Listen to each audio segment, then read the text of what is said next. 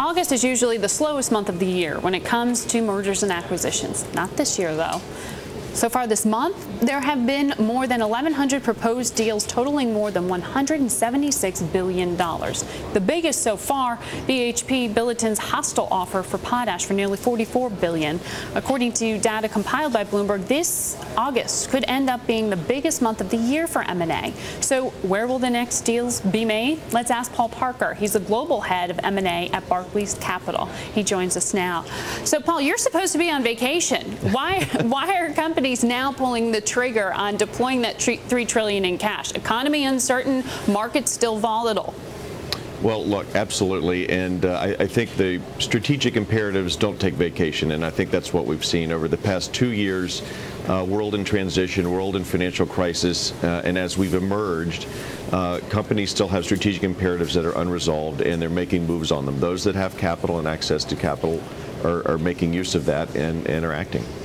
You know, I spoke with the head of M&A over at Morgan Stanley back in the month of October, and he said at that point, Robert Kindler said it was too early to call that the trough of M&A back in October. Now we're in August. Is it too early to call this the beginning of the cycle?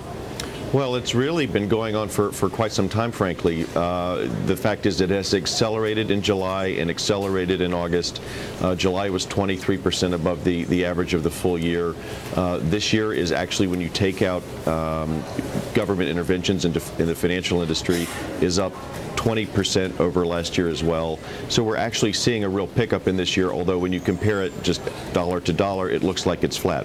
What we see underneath it all is actually a lot of activity. Now, Korea National Oil made its $3 billion bid for Dana Petroleum hostile today. We've seen BHP go hostile with potash. Do you expect more cross-border deals, and do you expect more of them to take this hostile tone?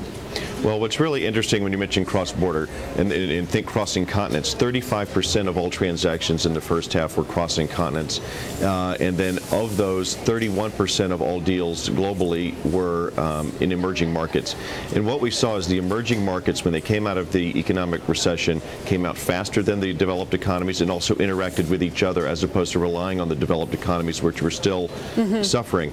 So what we've seen is a huge amount of cross-border activity and emerging market activity, and the large strategic companies based around the world, whether in Europe or the U.S., are having to reevaluate their strategic positions and are really thinking, where should we be? They're looking now much more in a much more focused way to emerging markets, and the emerging markets are looking outward. China, India, Russia, Brazil, Middle East, Africa. There's a lot of activity amongst those countries, and it's going to continue. Does that lead us to looking at the commodity space as an area with the hottest amount of deal flow right now? Where is the activity going to be? Well, as China and India, again, the countries I mentioned, continue to industrialize at the pace that they are, the demand for natural resources is increasing. And you've seen that this year, where the natural resource space has taken over 20% of the M&A market. It is the largest sector this year. Usually it's financial institutions, but this year it's natural resources, and that's expected to continue. But frankly, it's just, if I could say that the activity, however, has been broad-based. It's been across all sectors. Yeah, and in the tech sector, that Intel McAfee deal obviously really stunned people with the size of it, that 60% premium to the previous day's share price. Does that automatically raise the bar for prices in that tech space in terms of acquisitions? Look, it certainly is going to be an influential factor, but all of these are fact and circumstance driven.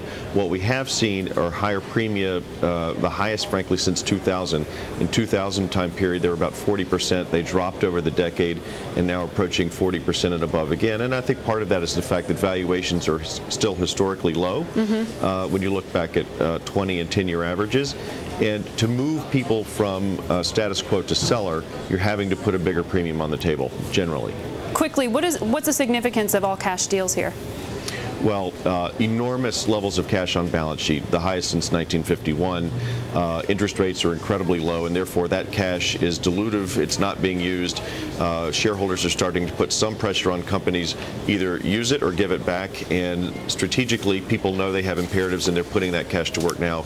And there's also access at low rates to available capital in the capital markets. Those two factors structurally are helping people use cash and make sure that transactions can be done on a absolute value basis, and it gives confidence to sellers that if they're selling now, they're not going to be impaired from a valuation point of view. They can measure the cash. They know what that value is going to be when the deal closes. All right, Paul Parker, thank you for your time this morning. Global Head of M&A at Barclays.